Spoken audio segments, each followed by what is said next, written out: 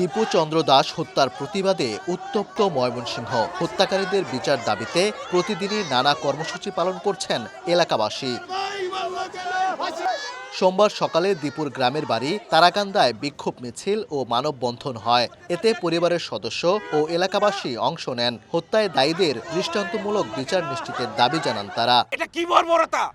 এই স্বাধীন দেশে এই বর্বরতা কি হতে পারে? এই বাংলাদেশে আমরা হিন্দু, বৌদ্ধ, খ্রিস্টান সকলেই সামাজিক সম্প্রীতি নিয়ে বসবাস করতে চাই। দীপুর পরিবারের সঙ্গে দেখা করতে যান পুলিশ সুপার ও জেলা প্রশাসক। এ সময় প্রশাসনের পক্ষ থেকে বিচারের আশ্বাসের পাশাপাশি পরিবারকে সহায়তা করা হয়। প্রত্যেকটি ঘটনা তথ্যপত্র বের করে আমরা যে বা যারা জড়িত ছিল এই ঘটনার পিছনে প্রত্যেককে আইনের আওতায় নিয়ে এসে দেশের প্রচলিত আইনে যে সর্বোচ্চ সাজা সেটি আমরা নিশ্চিত করব। লুকায় যে কোম্পানিতে চাকরি করতেন সেই কোম্পানির সাথে আমাদের কথাবার্তা চলছে, যাতে করে ওনার যেহেতু শ্রমিক উনি ওই কোম্পানির ছিলেন, ওই শ্রমিকের ক্ষতিপূরণ বাবদ কিছু এই পরিবারের পাশে দাঁড়ানো যায়, এভাবে কিছু ক্ষতিপূরণ আদায় করা যায়।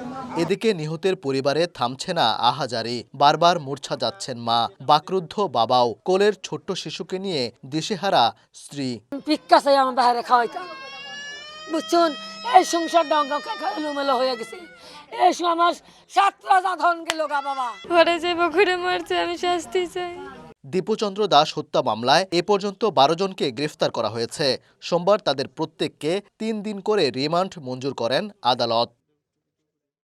ওবায়দুল হক, সময় সংবাদ, ময়মনসিংহ।